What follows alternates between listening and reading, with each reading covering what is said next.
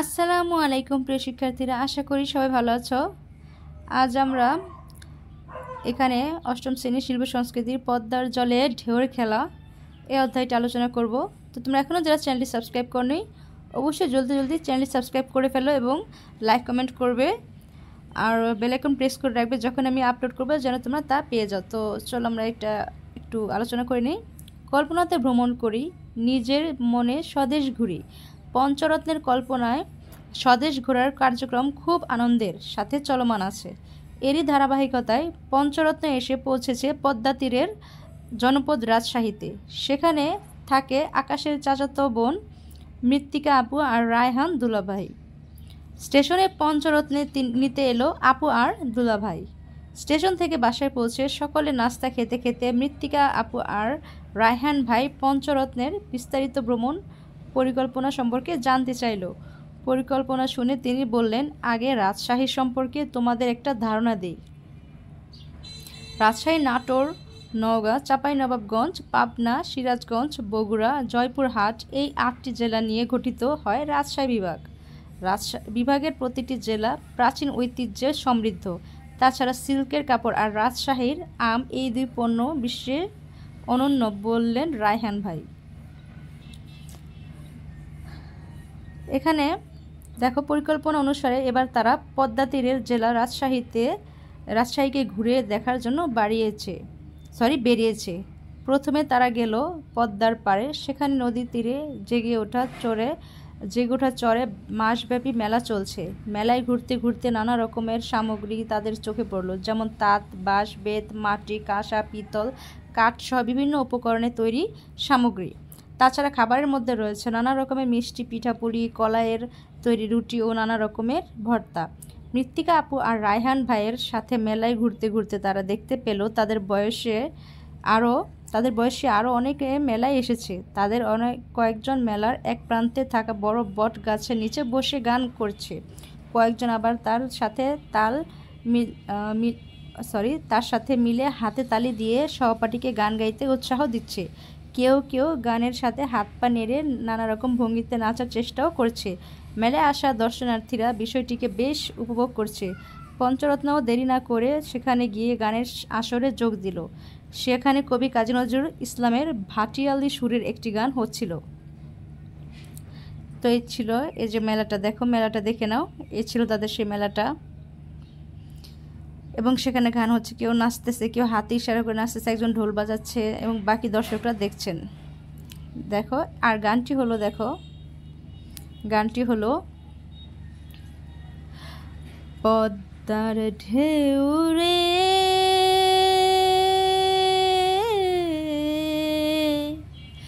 মোর শূন্য হৃদয় পদ্ম নিয়ে যা রে পদ্মার ঢেউ রে মোর শূন্য হৃদয় পদ্ম নিয়ে যা রে পদ্মার ঢেউ রে। এই পদ্মে ছিল রে যার রাঙা পা, এই পদ্মে ছিল রে যার রাঙা পা, আমি হারাইছি তারে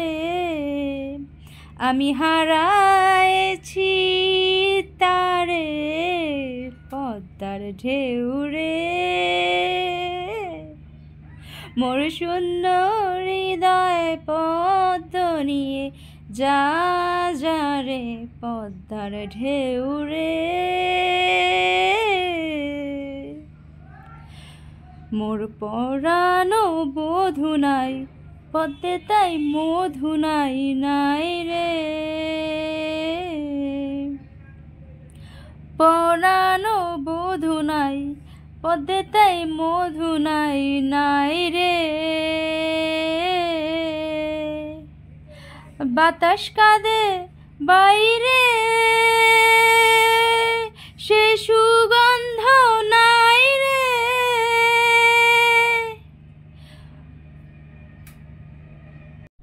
তো আজ এ পর্যন্তই থাক, বাকিটা তোমরা চেষ্টা করো, ঠিক আছে? আমি একটু পারি তাই তোমাদের একটু গিয়ে শোনালাম। ঠিক আছে, তোমরা বাকিটা পুরোটুকু যদি শুনতে চাও আমাকে কমেন্ট বক্সে জানাবে।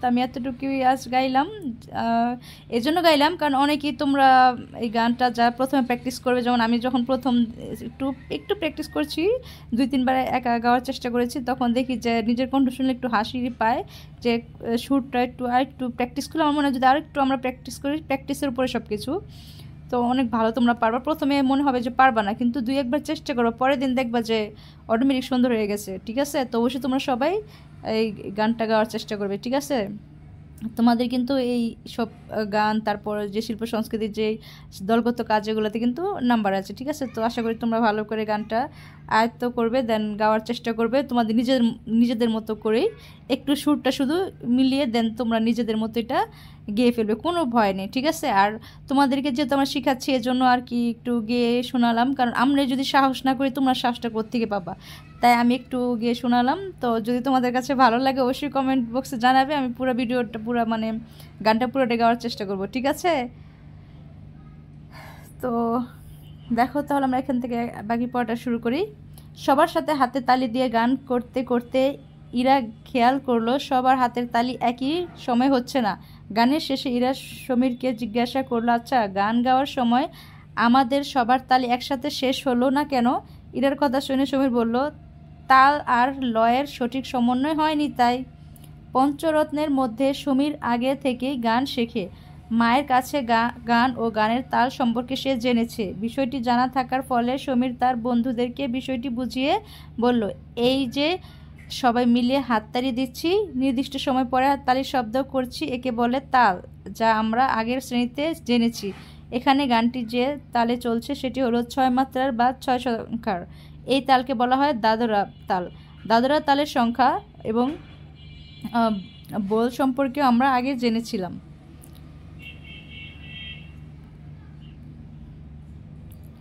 আকাশ জানতে চাইলো, আগের ক্লাসে তারা দাদরা তালটি শিখেছে, কিন্তু এই গানের সাথে সেটি মিলছে না কেন? এই কথা শুনে সমীর বলল, আমরা তো আগের শ্রেণীতে জেনেছি প্রত্যেকটি তালের 3টি লয় আছে, সে অনুযায়ী দাদরা তালের চলন অনুসারে এটির 3টি লয় আছে, যথা 1 বিলম্বিত লয়, 2 মধ্য লয়, দ্রুত লয়। গানের ধরন অনুসারে তার তাল এবং লয় নির্ধারিত হয়। কোনো গান বিলম্বিত লয়ে হয়, কোনোটি মধ্য অথবা দ্রুত লয়ে গাওয়া হয়। যে কোনো তালের বিলম্বিত গতিকে 2 গুণ কিংবা 3 গুণ করলে তালের লয় বা গতি বেড়ে যায়। তো তোমরা এটা আমি আমার পূর্বের ভিডিওতে তিস্তা পাড়ের গল্প, সেখানে কিন্তু আমি তোমাদের লিঙ্কটা দিয়ে দিয়েছি, সেখান থেকে তোমরা ভিডিও লিঙ্কটা ডিসক্রিপশন বক্স থেকে সংগ্রহ করে দেন একটু শিখে নেবে। ঠিক আছে, আমি আর এই আগের প্রথম পর্ব যে ছিল, দ্বিতীয় পর্ব, ঠিক আছে, তিস্তা পাড়ের গল্প, তোমরা সেখান থেকে দেখে নিতে পারো, প্লে লিস্টে পর্যায়গুলো আমি দেওয়া আছে। ঠিক আছে, তো এটা তোমরা সেখান থেকে দেখে নিবে, আশা করি তোমরা সেখান থেকে দেখে নিবে। তা আমি তোমাদের একটু দেখিয়ে দিচ্ছি ভিডিওটা। তো দেখো আমি চলে এসেছি এখানে, এই যে এখানে দেখতে পাচ্ছ তোমরা, এটা হচ্ছে আদল পাঠশালা আমার চ্যানেল। তো এখানে দেখতে পাচ্ছ মোর আছে, এখানে তোমাদের ক্লিক করতে হবে। এখানে ক্লিক করলে তোমরা দেখো, এখানে ক্লিক করলে আমি ক্লিক করেছি, দেন চলে এসেছে, দেখেছো আশা করি। এখন দেখো এখানে আবার একটা অপশন এসেছে মোর, তো এখানে আবার আমরা ক্লিক করব, ক্লিক করলাম মোরে, দেন দেখো এখানে চলে এসেছে, দেখো এখানে আছে এই যে বাউকুমটা বাতাস যেমন ঘুরে ঘুরে মরে, ঠিক এখানে আছে, আমি লিঙ্ক দিয়ে রেখেছি। ঠিক আছে, এই লিঙ্কটাই তোমরা জয়েন করলে বাউকুমটার বাতাস গানটা পাবে। ঠিক এখানে দেখো তাল কাহারবা, এটা এখানে আমি একটা লিঙ্ক দিয়ে রেখেছি। ঠিক এরকম তোমরা লিঙ্কগুলো বাকিগুলো তোমরা ঠিক এভাবে পর্যায়ক্রমে পেয়ে যাবে। ঠিক আছে, তো এখান থেকে তোমরা গিয়ে তালগুলো শিখে রাখতে পারবে। ঠিক আছে, তো আশা করি তোমরা বুঝতে পেরেছো। এটা হচ্ছে যে ডিসক্রিপশন বক্স, এটাকে আমরা ডিসক্রিপশন বক্স বলি, তোমরা আশা করি বুঝতে পেরেছো। অনেকে জানো না প্লে লিস্ট কীভাবে চেক করে, তো প্লে লিস্ট চেক করতে হলে তোমরা এই যে এখানে এই যে আমার যে চ্যানেলটা, এখানে তোমরা ক্লিক করবে। ঠিক আছে, তো দেখো এখানে ক্লিক করলে কি হয়, এখানে ক্লিক করলে দেখো আমি এখানে ক্লিক করলাম, দেন এই যে আমার চ্যানেলটি চলে এসেছে। ঠিক আছে, চলে এসেছে, দেন এখানে দেখো পর্যায়ক্রমে কি প্লে লিস্ট, এই দেখো home, video, short, playlist, দেখেছো, এই যে এটা হচ্ছে আমাদের প্লে লিস্ট। তো এই প্লে লিস্টে তোমরা ক্লিক করবে, এইতে ক্লিক করলাম আমরা। তো দেখো এখানে পর্যায়ক্রমে অষ্টম শ্রেণীর, নবম শ্রেণী সবই আছে। কিন্তু তোমরা অষ্টম শ্রেণীর যেগুলো সেগুলো তোমরা অষ্টম শ্রেণীর দেখে দেখে তোমরা সেগুলো ক্লিক করে দেন সেখান থেকে তোমরা ইসলাম শিক্ষা আছে অষ্টম শ্রেণীর, দেন অষ্টম শ্রেণীর বিজ্ঞানও আছে, অষ্টম শ্রেণীর জীবন জীবিকা আছে। এগুলো তোমরা পর্যায়ক্রমে এখান থেকে, অষ্টম শ্রেণী ইংরেজি আছে, এগুলো তোমরা এখান থেকে সংগ্রহ করতে পারো তোমাদের প্রয়োজন মতো, তোমাদের সাবজেক্ট যখন যেটা প্রয়োজন সেখান থেকে তোমরা নিতে পারো। ঠিক আছে, তো আশা করি তোমরা বুঝতে পেরেছো। তো দেখো এখন এই পাঠে আমরা হাতে তালি দিয়ে দ্রুত দাদরা তাল অনুশীলন করব। ঠিক আছে, এই পাঠে আমরা হাতে তালি দিয়ে দ্রুত দাদরা তাল শিখবো। তো এটার জন্য আমি ঠিক ওরকমভাবে আমার এই ভিডিওটিতে আমি ডিসক্রিপশন বক্সে তোমরা চেক করতে পারো। ঠিক আছে, এই ভিডিওতে ডিসক্রিপশন বক্সে গিয়ে তোমরা এর লিঙ্কটা চেক করে নেবে। ঠিক আছে, আমি সেটা তোমাদের দেখিয়ে দিচ্ছি। তো দেখো এখানে আমি একটা নিয়ে নিয়েছি ইউটিউব, উনি খুব ভালো করে হাত দিয়ে উনি শেখাচ্ছেন। ঠিক আছে, তোমরা দেখতে পাচ্ছ এখানে যে তাল দাদরা। ঠিক আছে, তো এখান থেকে তোমরা, আমি এই লিঙ্কটা, ঠিক আছে, আমি এখান থেকে লিঙ্কটা তোমাদেরকে দিয়ে দিচ্ছি। তোমরা যদি চাও এখান থেকে নামটাও দেখে নিতে পারো।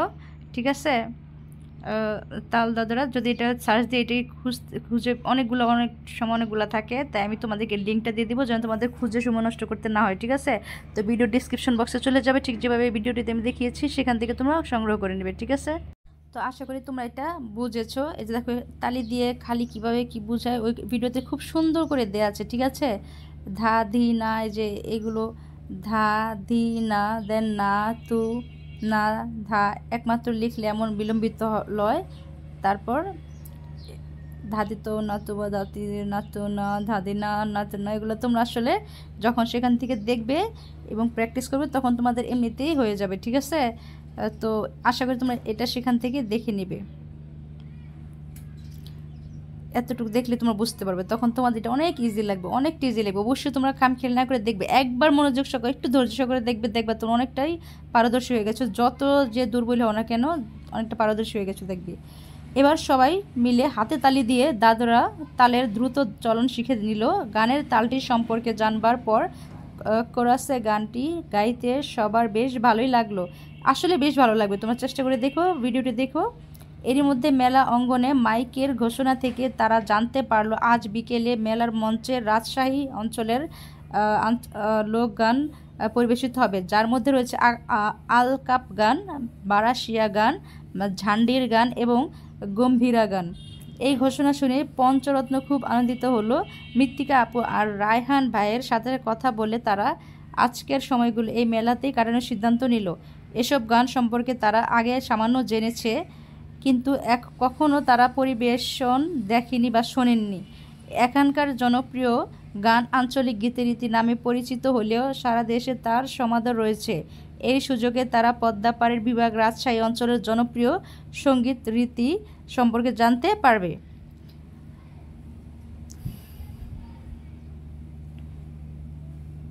তো দেখো এরই মধ্যে রাজশাহীর বিখ্যাত কলাইয়ের রুটি ও রসুন ভর্তা, বেগুন ভর্তা, শুটকি ভর্তা সব বিভিন্ন রকমের ভর্তা, সাথে জিলাপি গরম মিষ্টি দিয়ে দুপুরের খাবার পর্ব শেষ করলো।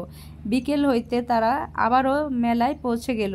সঙ্গীত পরিবেশনার তালিকা তৈরির কাজ শুরু করলো। একদিন বিকেলে গান শোনার পাশাপাশি বিভিন্ন গানের দলের শিল্পীদের সাথে কথা বলে তারা স্থানীয় গান ও নাচের একটা তালিকা তৈরি করেছে। তাছাড়া তারা দুটি দলে ভাগ হয়ে মেলায় আগত স্থানীয় মানুষের সাথে কথা বলে লোকক্রীড়া, লোকশিল্প, লোকনৃত্য, লোকনাট্যেরও একটি সংক্ষিপ্ত তালিকা প্রস্তুত করেছে। এই সব তথ্য সংগ্রহের মৃত্তিকা আপু আর রায়হান ভাই তাদের অনেক সহযোগিতা করলেন। রাতে তারা বাসায় ফিরে দুদলের তৈরি করা তালিকাগুলো মিলানোর পর তারা দেখলো গম্ভীরা গানের বিষয়ে তারা সবাই বেশ গুরুত্বের সাথে তথ্য নিয়েছে। এটি পরিবেশনায় তারা উপভোগ করেছে।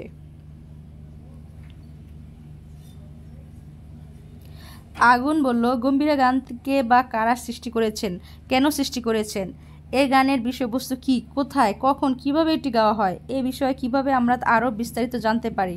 আগুনের কথা শুনে রায়হান ভাই বললেন, আমি তোমাদের এই সব তথ্য দিয়ে সহযোগিতা করতে পারি, কারণ আমি চাঁপাইনবাবগঞ্জ সহ সমগ্র রাজশাহী বিভাগের প্রত্যন্ত অঞ্চল ঘুরে শিল্পীদের সাথে কথা বলে বছর 2 আগে একটা গবেষণাপত্র তৈরি করেছিলাম, গম্ভীরা গান। তো এই ছিল আমাদের গম্ভীরা গান। দেখো এখানে নানা নাতিদের কিছু বাদ্যযন্ত্র বাজানোর জন্য কিছু লোক পিছনে বসে আছে। ঠিক আছে, নানা নাতিনদের এখানে হচ্ছে বাদ্যযন্ত্র বাজানোর জন্য কিছু লোক বাদ্যযন্ত্র বাজান। তো এগুলি হচ্ছে আসলে ঠিক আছে। তো গম্ভীরা গানে আমরা বাকি নেক্সট ক্লাসে করব, ঠিক আছে। তো আজ এ পর্যন্তই, এখান থেকে নেক্সট ক্লাসটি করবো। তো তোমরা এখনও যারা চ্যানেলটি সাবস্ক্রাইব করো, নেক্সট ক্লাসগুলো পেতে দ্রুত সাবস্ক্রাইব করে ফেলো। অবশ্যই লাইক কমেন্ট করবে, ঠিক আছে। গানটা আমি পুরোটা দিব কিনা নিজের কণ্ঠে, আর তোমরা অবশ্যই গাবা, এবং গাওয়ার পরে সেটা আমাকে গেয়ে দেন, তোমরা জানাবা তোমাদের কার্ডটা ঠিক মতো সুন্দর হয়েছিল কি না প্র্যাকটিসের পর, ওইটাও আমাকে জানাবে। তো আজ এ পর্যন্ত, সবাই ভালো থেকো, আল্লাহ হাফিজ। আসসালামু আলাইকুম প্রিয় শিক্ষার্থীরা, আশা করি তোমরা সবাই ভালো আছো। আজ আমরা গম্ভীরা গান এখান থেকে ক্লাসটি শুরু করতে যাচ্ছি। তো দেখো এখানে গম্ভীরা গানের আয়োজন করা হয়েছে। আমি গম্ভীরা গানের লিঙ্ক তোমাদেরকে দিয়ে দিচ্ছি, এবং কোথায় গম্ভীরা গানটা আয়ত্ত করতে হবে সেটা আমি তোমাদেরকে দিয়ে দিচ্ছি। তো তোমরা জলদি জলদি সাবস্ক্রাইব করে ফেলো এবং লাইক কমেন্ট করবে অবশ্যই। তোমাদের ভিডিওগুলো কেমন লাগছে, বা কোনো সমস্যা আছে কিনা, বা তোমাদের কোনো কিছু প্রয়োজন হয় কিনা তোমরা আমাকে জানাবে অবশ্যই। আর চলো আমি তোমাদেরকে দেখিয়ে দিচ্ছি। তো প্রিয় শিক্ষার্থীরা দেখো, এখানে 80-90 দশকের বিটিভির জনপ্রিয় অনুষ্ঠান গম্ভীরা, দেখলে তো গম্ভীরা গান। এই যে গম্ভীরা গানগুলো করছেন, এই যে এখানে নানা আছেন, নাতি আছে, ওনারা আসলে এই গম্ভীরা গানগুলো এইভাবে করে থাকেন। তো তোমরা এই লিঙ্কে গিয়ে, আমি তোমাদের ডেসক্রিপশন বক্সে এই লিঙ্ক দিয়ে দিব। তো তোমরা অবশ্যই সেখান থেকে এই ভিডিওটা দেখে নিতে পারো। আমার ডেসক্রিপশন বক্সে, আমার চ্যানেলটি ডেসক্রিপশন বক্সে আমি দিয়ে রাখবো, ঠিক আছে। তো তোমাদের জন্য আশা করি সুবিধা হবে, এই ভিডিওগুলো দেখলে তোমাদের অনেকটা আয়ত্ত করার জন্য সুবিধা হবে। তো এখন চলো আমরা নেক্সটে চলে যাই। তো দেখো এখানে কিছু বাদ্যযন্ত্র বাজাচ্ছেন, এবং এনারা দুইজন কী করছেন, গম্ভীরা গানে গান করছেন। গান মাঝে মাঝে কিছু কথা বলে থাকেন ওনারা একটা নির্দিষ্ট একটা টপিকের উপর, ঠিক আছে। তো এখন আমরা দেখব এবার রায়হান ভাই গম্ভীরা, এখানে দেখো রিডিং পড়ি। এবার রায়হান ভাই গম্ভীরা সম্পর্কে বলতে লাগলো। গম্ভীরা গানের আদি উৎপত্তিস্থল পশ্চিমবঙ্গের মালদহ অঞ্চলে, তবে আধুনিক গম্ভীরা গানের সৃষ্টি হয়েছে বাংলাদেশের চাঁপাইনবাবগঞ্জ জেলায়। আধুনিক এই গম্ভীরা গানের প্রবর্তক কিংবদন্তি শিল্পী ওস্তাদ শেখ শফিউর রহমান ওরফে শফি মাস্টার। দেশ ভাগের পর তিনি গোমস্তাপুর উপজেলার রহনপুর বাজার এলাকায় পরিবার সহ স্থায়ীভাবে বসবাস করতেন। নিজস্ব সংস্কৃতি, ভাষা ও ঐতিহ্যকে ধারণ করে গম্ভীরা গানের নানা নাতি চরিত্রের সৃষ্টি করে তিনি এই গানের নবনির্মাণ করেন। মূলত তিনি সভাকবি ছিলেন। অসংখ্য গম্ভীরা ও আলকাপ গান রচনা করেছেন। শুধু গান রচনাই নয়, গম্ভীরা গানের নিজস্ব সুর, নাচের ভঙ্গি, অভিনয় এবং ছন্দভঙ্গির প্রবর্তকও তিনি। নতুন নতুন বিষয়ের উপর গম্ভীরায় লিখে এই গানকে সবার কাছে জনপ্রিয় করে তুলেছেন। গ্রাম বাংলার প্রচলিত কাহিনী, সাধারণ মানুষের জীবন, মানে যে বিষয়গুলো নিয়ে আসলে গানগুলো হয়ে থাকে সচরাচর, সেগুলো এখন দেখে নাও। এখন আমরা যেগুলো আলোচনা করবো সেগুলো হচ্ছে যে বিষয়ের উপর, যে টপিকের উপর গানগুলো গাওয়া হয়ে থাকে। মূলত গ্রাম বাংলার প্রচলিত কাহিনী, সাধারণ মানুষের জীবনাচার, সামাজিক সমস্যা, আঞ্চলিক ভাষার সুনিপুণ প্রয়োগে লোক নাট্যগীতের এই ধারণাটি বিকশিত হয়েছে। গানের সুরটি বিশেষ ঘটনা হওয়ার কারণে এটি গম্ভীরা সুর নামেই পরিচিত পেয়েছে। তবে গম্ভীরা গানকে জাতীয় ও আন্তর্জাতিকভাবে জনপ্রিয় করে তোলেন চাঁপাইনবাবগঞ্জেরই আরও দুজন কৃতি সন্তান। তারা হলেন রকিবউদ্দিন এবং কুতুবুল আলম জুটি। বাংলাদেশের সবার কাছে তারা গম্ভীরার নানা নাতি হিসেবেই পরিচিত। নানার মুখে সাদা রঙের পাকা দাড়ি থাকে, আর মাথাল, মানে এই যে এটাকে মাথাল বলে। এই যে মাথায় ওনারা পরে আছেন, এটাকে মাথাল বলে। আগে যে আমরা কৃষকরা আছেন যারা কাজ করেন, ওনারা এগুলা মাথায় দিয়ে দেন এই ধানের আটি নিয়ে আসেন, ঠিক আছে। যে এটাকে বলে মাথাল।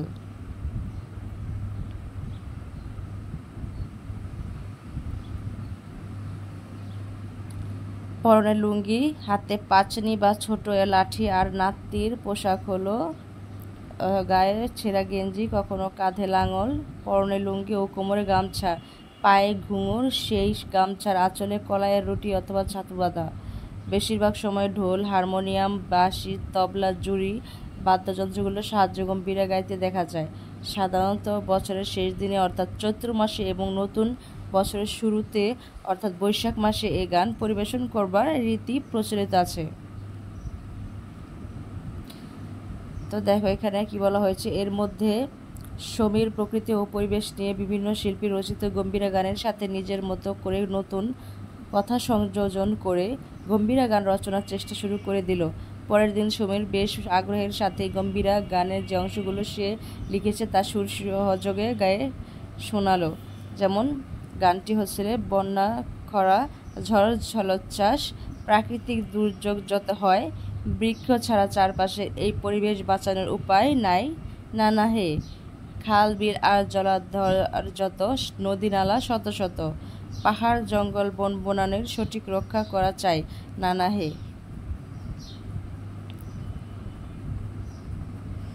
ঘূর্ণি বাতাস বজ্র ঝড়ে কতজনরা প্রাণ প্রাণ যায়, আম কাঁঠাল ক্ষেতের ফসল সব কিছুরই ক্ষতি হয়, নানা হে। ফল ফলাদির গাছ লাগাও, দেশের পরিবেশকে বাঁচাও, আশেপাশের পতিত জমি রেখো না রে আর ফেলি, নানা হে।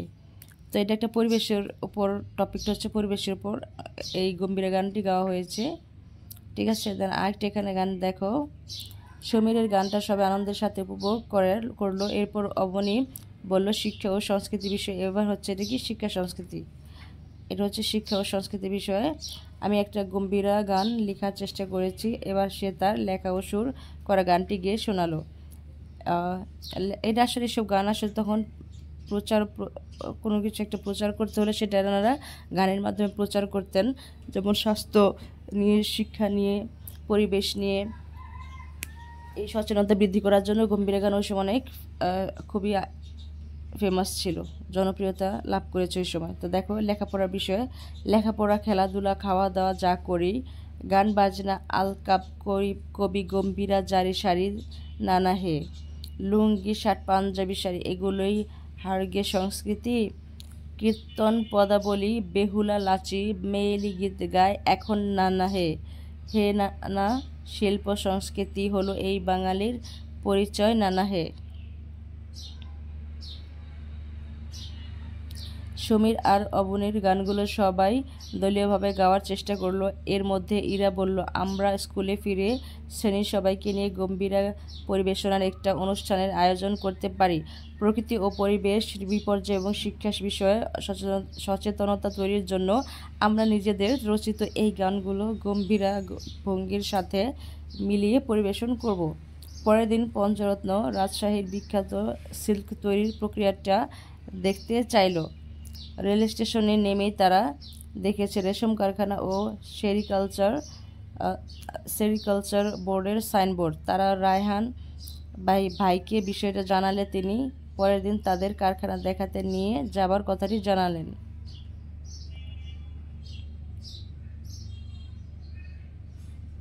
এখন আমরা রাজশাহী সিল্ক সম্বন্ধে জানবো।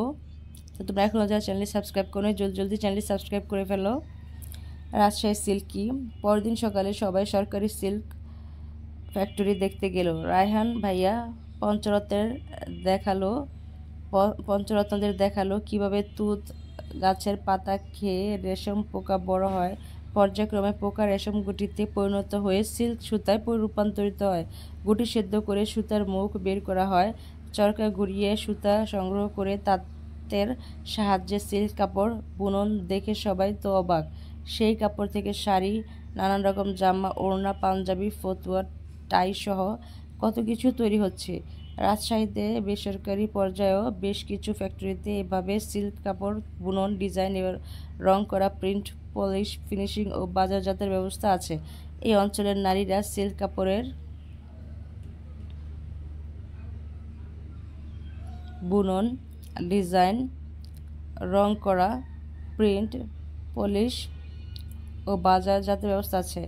এই অঞ্চলের নারীরা সিল্ক কাপড়ের বাটিক, টাই die, hand print, brush print, ব্লকের মধ্য দিয়ে হরেক রকমের প্রাকৃতিক ও জ্যামিতিক নকশা ফুটিয়ে তুলে রাজশাহী সিল্ককে জনপ্রিয় করে তুলেছে।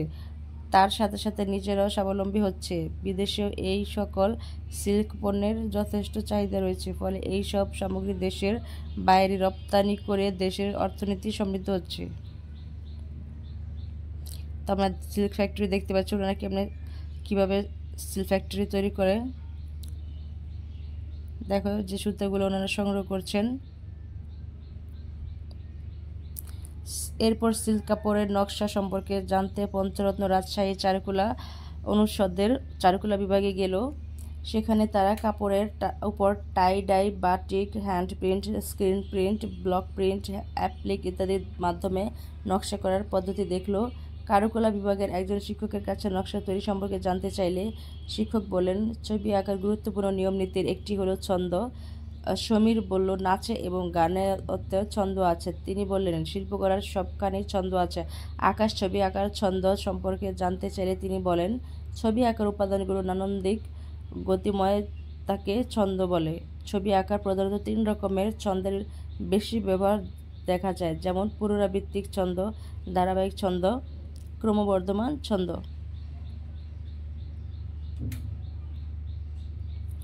পুনরাবৃত্তিক ছন্দে ব্যবহৃত আকৃতিগুলো সমান মাপে এবং সমান দূরত্ব থাকে। ধারাবাহিক ছন্দে সমান মাপে আকৃতিগুলো একই দূরত্বে থাকে না। ক্রমবর্ধমান ছন্দে আকৃতিগুলো এবং দূরত্ব কম থেকে বেশি হয়ে যায়। এই 3টি ছন্দে নিয়মিত অনুসরণ করে তোমরা খুব সহজে নতুন নতুন নকশা তৈরি করতে পারো। তোমাদেরকে ছবি আঁকার ছন্দ ব্যবহার করে নকশা তৈরির একটা বাস্তব অভিজ্ঞতা দিই। তোমরা অবশ্যই শিল্প সংস্কৃতিগুলো রিডিং খুব ভালো করে মনোযোগ সহকারে পড়তে হবে। এর জন্য আমি পড়ে দিচ্ছি, কারণ না পড়লে রিডিং খুব মনোযোগ সহকারে কিন্তু তোমরা এই প্রশ্নের উত্তরগুলো দিতে পারবে না। কোনোটাই স্কিপ করে যে এটা পড়লাম না, তাহলে কিন্তু পুরো অধ্যায়টাই তোমাদের এলোমেলো হয়ে যাবে, ঠিক আছে? কারণ একটার সাথে একটা কিন্তু প্রায় অধ্যায় মিলে যায়। তাই কোন অধ্যায় কোনটা সেটা না পড়ে রাখলে মনে রাখতে পারবে না। এখন আমরা দেখি, এই পাঠে আমরা কাগজ কেটে ছবি আঁকার ছন্দ ব্যবহার করে নকশা করব। এই 3 রকমের ছন্দের মধ্য হতে পুনরাবৃত্তিক ছন্দ এবং ক্রমবর্ধমান ছন্দের সাহায্যে খুব সহজে নকশা করা যায়। এক্ষেত্রে তোমরা প্রাকৃতিক বা জ্যামিতিক আকৃতি ব্যবহার করতে পারো। এই নকশা তৈরিতে তোমরা সহজলভ্য যে কোনো 2টি রঙের পোস্টার পেপার ব্যবহার করতে পারো। পোস্টার পেপার পাওয়া না গেলে সেক্ষেত্রে বিভিন্ন রঙের পরিত্যক্ত কাগজের প্যাকেট কেটে তা ব্যবহার করা যাবে। এছাড়া ক্যালেন্ডার তোমরা ব্যবহার করতে পারো পুরাতন। এছাড়া কাগজ কাটার জন্য লাগবে ছোট একটি কাঁচি আর কাগজ জোড়া লাগানোর জন্য অল্প আঠা।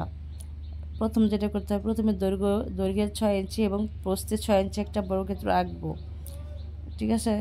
দেন বর্গক্ষেত্রটি 1 ইঞ্চি করে ছক করে নেব।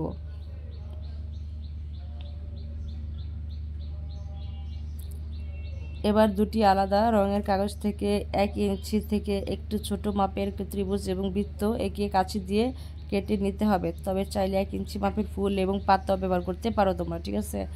এবার ছক আঁকা কাগজের প্রতিটি ছকের একটিতে ত্রিভুজ, পরেরটিতে বৃত্ত, এভাবে আঠা দিয়ে লাগিয়ে পুনরাবৃত্তিক ছন্দের নকশা তৈরি করতে পারি। এই ক্ষেত্রে ত্রিভুজ এবং বৃত্তের পরিবর্তে চাইলে 1 ইঞ্চি থেকে একটু ছোট মাপের ফুল এবং পাতাও ব্যবহার করতে পারি।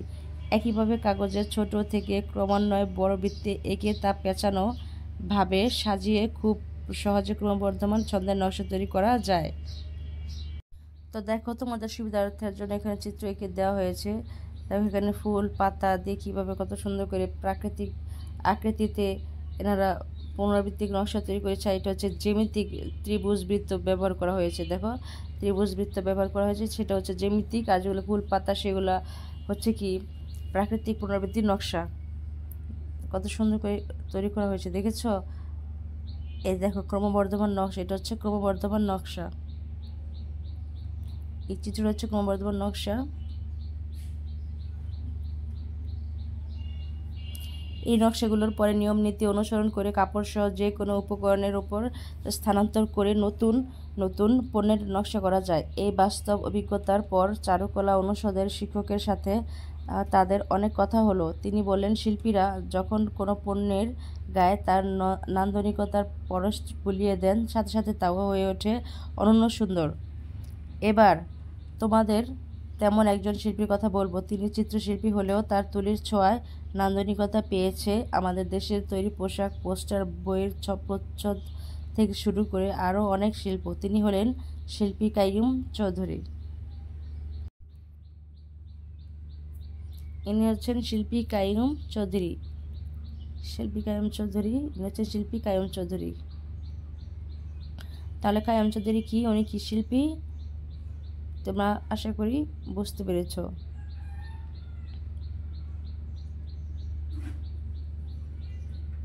বাকিটা এখন রিডিং পড়লে বাকিটা এখান থেকে আমরা বুঝতে পারবো।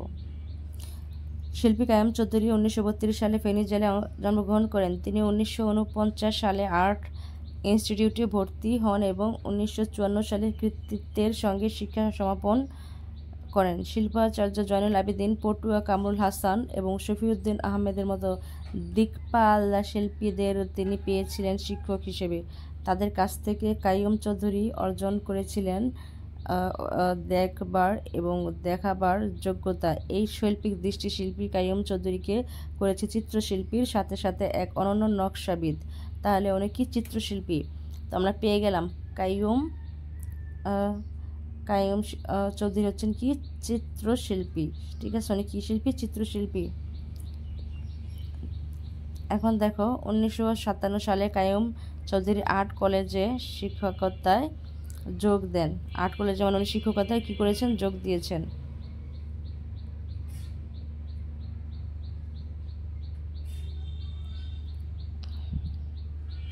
দেশীয় উপকরণে তৈরি পোশাক তার হাতের নকশায় রূপ নিয়েছে এক অনন্য শিল্পকর্মে। মানে উনি বিভিন্ন পোশাকে উনি যে ডিজাইনগুলো যেই চিত্রগুলো থাকতো, বিভিন্ন চিত্রের নকশা উনি তৈরি করতেন। গ্রীষ্ম, বর্ষা, শরৎ থেকে শীত, বসন্ত বাংলাদেশের ঋতুর প্রত্যেকটি রূপকে তিনি তার নকশা করা পোশাকে প্রকাশ করেছেন এক অপূর্ব নান্দনিকতায়। আমাদের প্রতিটি জাতীয় দিবস যেমন আন্তর্জাতিক মাতৃভাষা দিবস, স্বাধীনতা দিবস, বিজয় দিবস ও সকল দিবসকে শিল্পী কাইয়ুম চৌধুরী রাঙিয়েছেন তার নকশা করা পোশাক দিয়ে। সিল্ক অথবা সুতিতে তৈরি শাড়ি থেকে গায়ের চাদর সব কিছু তার তৈরির আছে এক অনন্য চিত্রমালা হয়ে উঠেছে। আধুনিক ফ্যাশন সচেতন শিল্পী কাইয়ুম চৌধুরী তরুণ প্রজন্মের কাছে দেশের তৈরি পোশাকের জনপ্রিয়তা করতে গুরুত্বপূর্ণ ভূমিকা পালন করেছেন। 50-এর দশকে পটুয়া কামরুল হাসানের হাত দিয়ে শুরু হয়েছিল দেশের তৈরি পোশাকে শিল্পীর প্রকাশ ঘটানোর কাজ। সেই কাজকে আরও বেশি এগিয়ে নিয়ে দেশীয় ফ্যাশনকে ব্র্যান্ডিংয়ে রূপ দিয়েছেন শিল্পী কাইয়ুম চৌধুরী। দেশীয় ফ্যাশনের সাথে তিনি বাংলাদেশের প্রকাশনী শিল্পের রূপকে করে তুলেছিলেন নান্দনিক। তার হাত দিয়ে বাংলাদেশের পোস্টার পেয়েছিল এক অপূর্ব শৈল্পিক দিক। বইয়ের প্রচ্ছদ অঙ্কনে তিনি অনন্য কৃতিত্বের স্বাক্ষর রেখেছিলেন। তার করা টাইপোগ্রাফি ছিল এসব পোস্টার আর প্রচ্ছদের প্রাণ।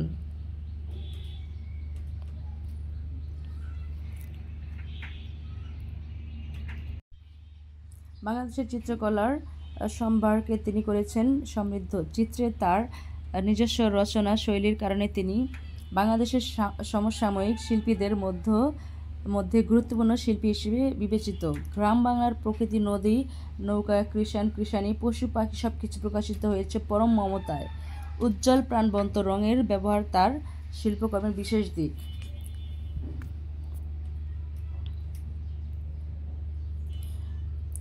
শিল্পকলার বিশেষ অবদানের জন্য শিল্পী কাইয়ুম চৌধুরী 1986 সালে 21 পদক লাভ করেন। এছাড়াও 2010 সালে তিনি সুফিয়া কামাল পদক এবং 2014 সালে স্বাধীনতা পদক লাভ করেন। 2014 সালের 30 নভেম্বর তিনি মৃত্যুবরণ করেন। যে সালে তিনি সর্বশেষ পদক পেয়েছেন স্বাধীনতা পদক, সেই সালে তিনি কি মারা গিয়েছেন। ঠিক আছে, সেটা 30 নভেম্বর।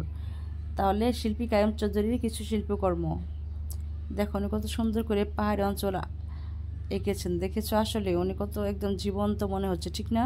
এই যে পাহাড়ি অঞ্চলে বাস, এই যে গাড়ি এখান দিয়ে যাচ্ছে, রোড, এগুলো কত সুন্দর করে একদম, আসলে অনেক সুন্দর আর্ট করতেন। নেপালের দৃশ্য, মাধ্যম জল রং, দেখছো জল রং দিয়ে কত সুন্দর করে আর্ট করছে এগুলো সব। তারপরে ঋতু 2, মাধ্যম জল রং, এটা হচ্ছে ঋতু, 2001 সালে করেছেন এটা। ফ্লোরেন্স 1, মাধ্যম জল রং, 2005।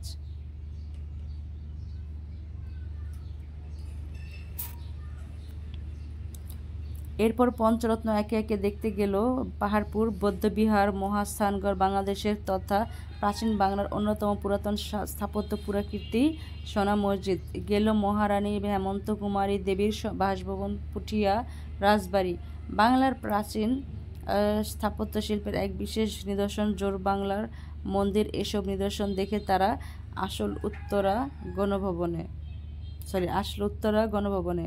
তাহলে উত্তরা গণভবন, তা আমরা দেখি উত্তরা গণভবনটি কোথায়, একটু পড়ে নিই। এই যে উত্তরা গণভবন, এটা হচ্ছে উত্তরা গণভবন। তো আমরা একটু পড়ে নিই। 1972 সনে দীঘাপাতিয়া রাজবাড়িটির নাম উত্তরা গণভবন নামকরণ করে প্রধানমন্ত্রীর উত্তরাঞ্চলীয় বাসভবন হিসেবে সংরক্ষণ করা হয়। ঢাকার বাইরে এটি প্রধানমন্ত্রীর একমাত্র বাসভবন। ভবনটির পিরামিড আকৃতির চারতলার প্রবেশদ্বারে উপরে রয়েছে বিশাল ঘড়ি, যা ইতালি থেকে সংগ্রহ করা হয়েছিল।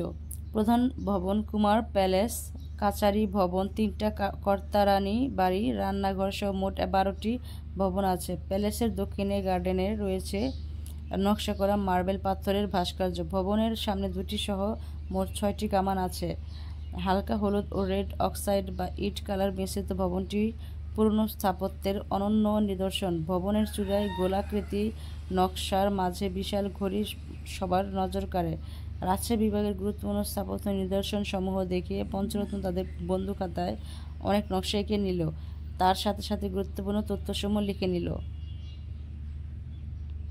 তাহলে আমরা দেখতে পাচ্ছি যে এখানে যে ঘড়িটার কথা বলা হয়েছে, এই ঘড়িটার কথাই বলা হয়েছে।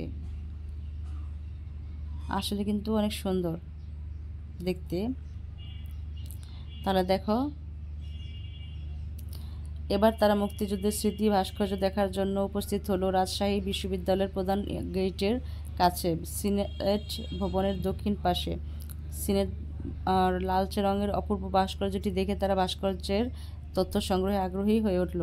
সাবাস বাংলাদেশ। এই ছিল আমাদের, দাঁড়াও দেখো এখানে কি বলা আছে। বাংলাদেশের মুক্তিযুদ্ধ স্মরণে যতগুলো স্মারক ভাস্কর্য নির্মিত হয়েছে সেগুলোর মধ্যে সাবাস বাংলাদেশ ভাস্কর্য অন্যতম। তাহলে এই ভাস্কর্যটার নামই হচ্ছে সাবাস ভাস্কর্য। ঠিক আছে, এই ভাস্কর্যটার নাম কি? সাবাস ভাস্কর্য। এটির রং, রূপ, আকার, গঠন,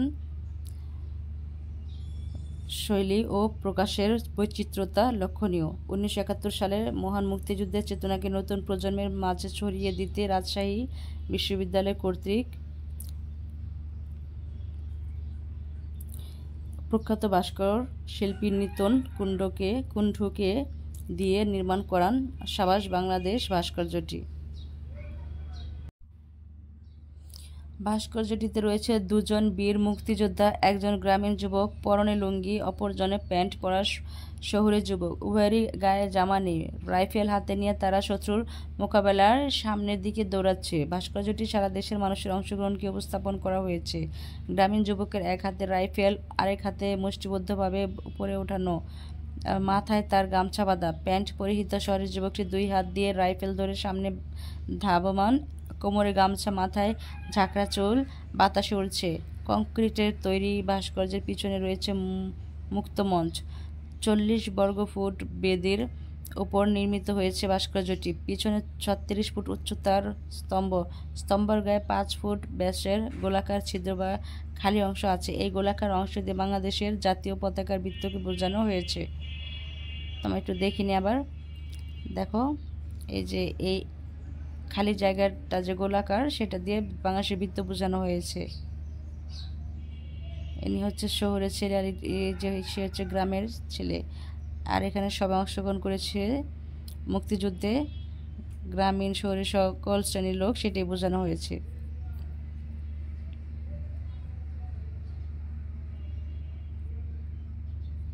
তো দেখো, এখানে আমরা এখন চলে এসেছি মঞ্চের পিছনে দেয়ালের খোদাই করা রিলিফ ভাস্কর্য। তাতে উপস্থাপন করা হয়েছে নারী, পুরুষ, যুবক, যুবতী সহ আপামর জনতার পতাকা মিছিল, গ্রাম বাংলার চিরায়ত দৃশ্য, একতারা, হাতে বাউল ইত্যাদি চিত্র ফুটিয়ে তোলা হয়েছে এই রিলিফ ভাস্কর্যের বেদিতে লেখা আছে কবি সুকান্ত ভট্টাচার্যের বিখ্যাত কবিতাটি হলেও, সাবাস বাংলাদেশ, এ পৃথিবী অবাক তাকিয়ে রয়, জলে পুড়ে মরে ছারকার, তবু মাথা নোয়াবার নয়। কবিতার কিন্তু আসলে অনেক সুন্দর।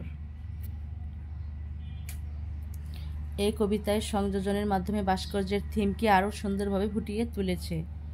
এই অধ্যায়ে আমরা যা করব, বইয়ের মতো করে কাগজ কেটে পুনরাবৃত্তিক ছন্দের নকশা এবং ক্রমবর্ধমান ছন্দের নকশা তৈরি করে নকশা করব।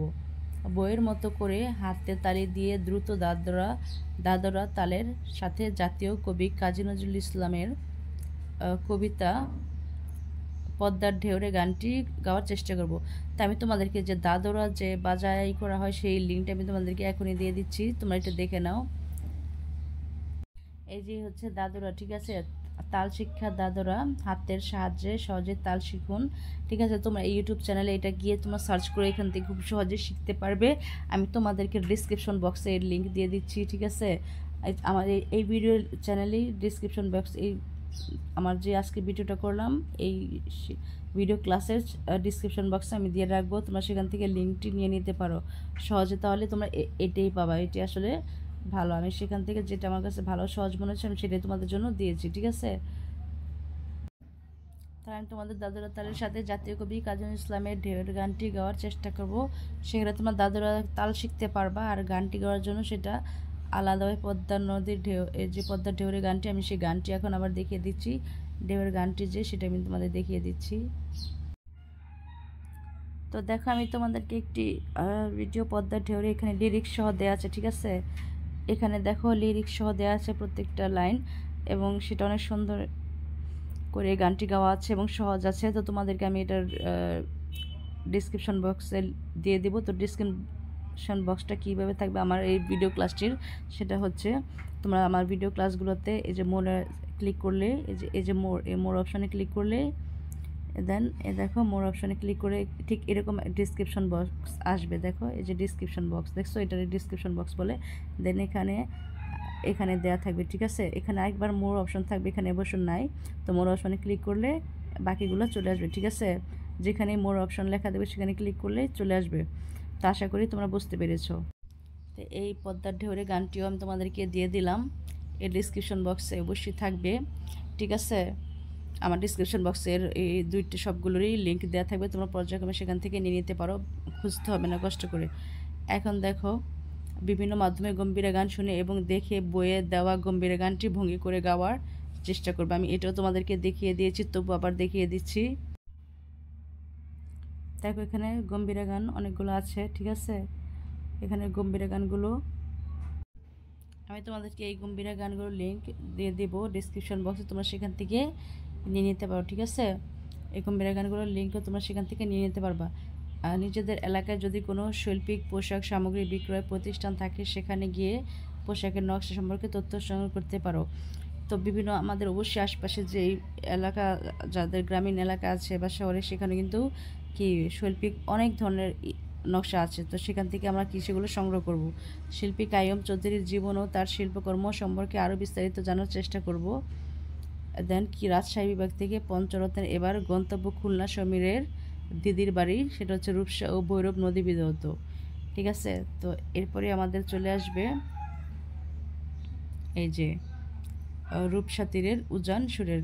ঠিক আছে, সেখান থেকে আমরা নেক্সট ক্লাসটি শুরু করব। তো এখানে দেখো শিল্পী কাইয়ুম চৌধুরীর জীবন ও তার শিল্পকর্ম সম্পর্কে আরও বিস্তারিত জানার চেষ্টা করব। তো আমি এটা তোমাদেরকে দিয়ে দিচ্ছি, তোমরা দেখে নাও। তো দেখো শিল্পী কাইয়ুম চৌধুরীর জীবনীটা আমরা দেখে নেই।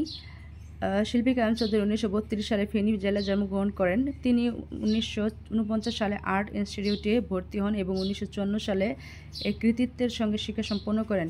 শিল্পাচার্য জয়নুল আবেদিন, পটুয়া কামরুল হাসান এবং শফিউদ্দিন আহমেদের মতো দিকপাল শিল্পীদের তিনি পেয়েছিলেন শিক্ষক হিসেবে। তাদের কাছ থেকে কাইয়ুম চৌধুরী অর্জন করেছিলেন দেখবার এবং দেখাবার যোগ্যতা।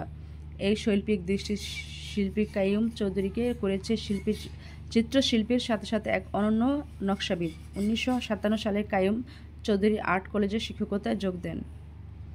অবদান: বাংলাদেশের চিত্রকলার সম্ভারকে তিনি করেছেন সমৃদ্ধ।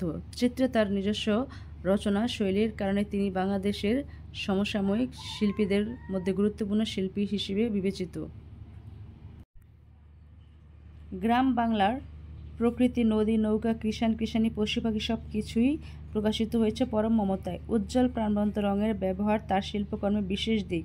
পোশাকের শিল্পের কাজ নিয়ে দেশীয় ফ্যাশনকে ব্র্যান্ডিংয়ের রূপ দিয়েছেন শিল্পী কাইয়ুম চৌধুরী। দেশীয় ফ্যাশনের সাথে সাথে তিনি বাংলাদেশের প্রকাশনী শিল্পের রূপকে করে তুলেছিলেন নান্দনিক। তার হাত দিয়ে বাংলাদেশের পোস্টার পেয়েছিল এক অপূর্ব শৈল্পিক দিক।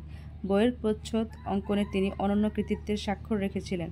তার করা টাইপোগ্রাফি ছিল এসব পোস্টার আর প্রচ্ছদের প্রাণ। শিল্পকলায় বিশেষ অবদানের জন্য শিল্পী কাইয়ুম চৌধুরী 1986 সালে 21শে পদক লাভ করেন। এছাড়াও 2010 সালে তিনি সুফিয়া কামাল পদক এবং 2014 সালে স্বাধীনতা পদক লাভ করেন। শিল্পকর্ম: দেশীয় উপকরণে তৈরি পোশাক তার হাতের নকশায় রূপ নিয়েছে এক অনন্য শিল্পকর্মে। গ্রীষ্ম, বর্ষা, শরৎ থেকে শীত, বসন্ত, বাংলাদেশের ষড়ঋতুর প্রত্যেকটি রূপকে তিনি তার নকশা করা পোশাকে প্রকাশ করেছেন এক অপূর্ব নান্দনিকতায়। আমাদের প্রতিটি জাতীয় দিবস, যেমন আন্তর্জাতিক মাতৃভাষা দিবস, স্বাধীনতা দিবস, বিজয় দিবস সহ সকল দিবসকে শিল্পী কাইয়ুম চৌধুরী রাঙিয়েছেন তার নকশা করা পোশাক দিয়ে। সিল্ক অথবা সুতিতে তৈরি শাড়ি থেকে গায়ের চাদর, সব কিছু তার তুলির আঁচড়ে এক অনন্য চিত্রমালা হয়ে উঠেছে।